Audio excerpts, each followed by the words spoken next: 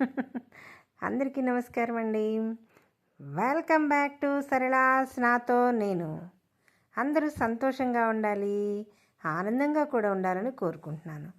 ఈరోజు మనం కార్తీక పురాణంలోని 23వ అధ్యాయం విందాము. ఇందులో శ్రీ రంగక్షేత్రమున పురంజయుడు ముక్తి నొసంగుట.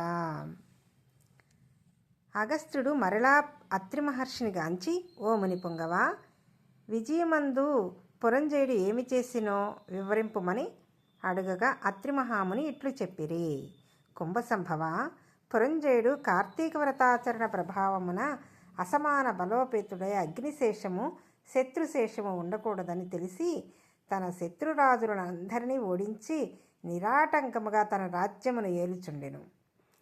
తన యొక్క విష్ణుభక్తి ప్రభావం వలన గొప్ప పరాక్రమవంతుడు, పవిత్రుడు, సత్యదీక్షాతత్పరుడు, నిత్యాన్నదాత, భక్తప్రియవాది, తేజోవంతుడు, వేదాంగవేత్తయ్యై ఉండును.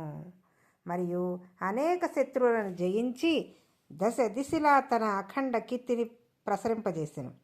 శత్రువులకు సింహస్వప్నమై విష్ణు సేవాధురంధురుడై కార్తీక వ్రత ప్రభావమున కోటికి పడగలెత్తి అరిషడ్వర్గములను కూడా జయించిన వాడై ఉండెను. ఇన్ని ఏలా అతడిప్పుడు విష్ణు భక్తాగ్రేసరుడు, సదాచార సత్పురుషులలో ఉత్తముడై రాణించుచుండెను. అయినను తనకు తృప్తి లేదు. ఏ దేశమున, ఏ కాలమున, ఏ క్షేత్రమున ఏ విధముగా శ్రీహరిని పూజించినా కృతార్థుడునగుదునా అని విచారించుచుండగా ఒకానొకనాడు అశరీరవాణి, పురంజయ, కావేరీ తీరమున శ్రీరంగ క్షేత్రమున్నది, దానిని రెండో వైకుంఠమని పిలిచెదరు. నీవచటకేగి శ్రీరంగనాథస్వామిని అర్చింపుము. నీవి సంసార సాగరమును దాటి మోక్షప్రాప్తి నొందుదువు అని పలికెను. అంతటా పురంజయుడు ఆ అశరీరవాణి వాక్యములు విని రాజ్యభారమును మంత్రులకు అప్పగించి సపరివారముగా బయలుదేరి మార్గమధ్యనున్న పుణ్యక్షేత్రములను దర్శించుచు ఆయా దేవతలను సేవించుచు పుణ్య నదులలో స్నానము చేయుచు శ్రీరంగమును చేరుకొనెను. అక్కడ కావేరీ నది రెండు పాయిలై ప్రవహించుచుండగా మధ్యనున్న శ్రీరంగనాథాలయమున శేషశయ్యపై పవలించియున్న శ్రీరంగనాథుని గాంచి పరవశముంది చేతులు జోడించి, దామోదర, గోవింద, గోపాల, హరే కృష్ణ, వాసుదేవ, అనంత, అచ్యుత, ముకుంద, పురాణ పురుష, ఋషికేశ, ద్రౌపదీమాన సంరక్షక, దీనజన భక్తపోష, ప్రహ్లాద వరద, గరుడధ్వజ, కరివరద, పాహిమాం పాహిమాం, రక్షమాం రక్షమాం, దాసోహం పరమాత్మ దాసోహం అని విష్ణు స్తోత్రమును పఠించి కార్తీక మాసమంతయు శ్రీరంగమునందే గడిపి తదుపరి సపరివారముగా అయోధ్యకు బయలుదేరును.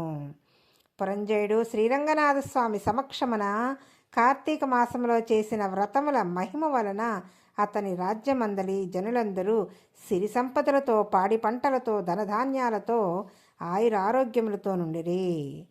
అయోధ్య నగరము దృఢతార ప్రకారములు కలిగి, తోరణ యంత్రద్వారములు కలిగి, మనోహర గోపురాదులతో చతురంగ సైన్య సంయుతమై ప్రకాశించుచుండెను. అయోధ్య నగరమందలి వీరులు యుద్ధ నేర్పరులై, రాజనీతి కలవారై, వైరిగర్భ నిర్భేదకులై, నిరంతరము విజయశీలురై అప్రమత్తులై ఉండిరి. ఆ నగరమందలి అంగనామణులు హంస గజగామినులు పద్మపత్రాయత లోచనులునై విపుల శోణిత్వము, విశాల కటిత్వము, సూక్ష్మం మధ్యత్వము, సింహకుచ పీనత్వము కలిగి రూపవతులనియు, శీలవతులనియు, గుణవతులనియు ఖ్యాతి కలిగి ఉండిరి. ఆ నగరమందలి వెలయాండ్రు నృత్యగీత సంగీతాది కళా విశారదులై, ప్రౌఢులై, వయోగుణ రూప లావణ్య సంపన్నులై, సదా సమ్మోహన హాసాలంకృత ముఖిశోభితులై ఉండిరి. ఆ పట్టణ కులాంగనలు పతి శుశ్రూష పారాయణులై, సద్గుణాలంకార భూషితులై, చిద్విలాస హాసోల్లాస పులకాంకిత శరీరలై ఉండిరి. పురంజయుడు శ్రీరంగ క్షేత్రమున కార్తీక మాస వ్రతం ఆచరించి సతీ సమేతుడై ఇంటికి సుఖముగా చేరెను. పురంజయుని రాక విని పౌరజనాదులు మంగళవాద్య తూర్య ధ్వనులతో ఎదురేగి నగర ప్రదక్షిణ చేసి నిజాంతపురమున ప్రవేశపెట్టిరి.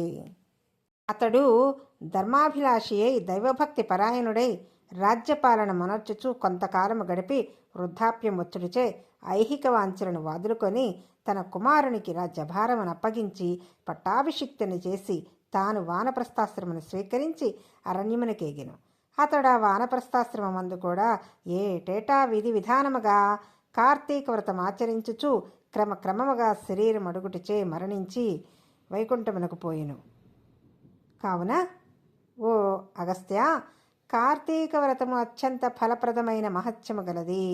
దానిని ప్రతివారునూ ఆచరించవలెను. ఈ కథ చదివినప్పుడు వినువారికి కూడా వైకుంఠ ప్రాప్తి కలుగును. ఇట్లు స్కాంద పురాణాంతర్గత వశిష్ట ప్రోక్త కార్తీక మహత్యమందలి 3వ అధ్యాయం సమాప్తం. జై శ్రీమన్నారాయణ.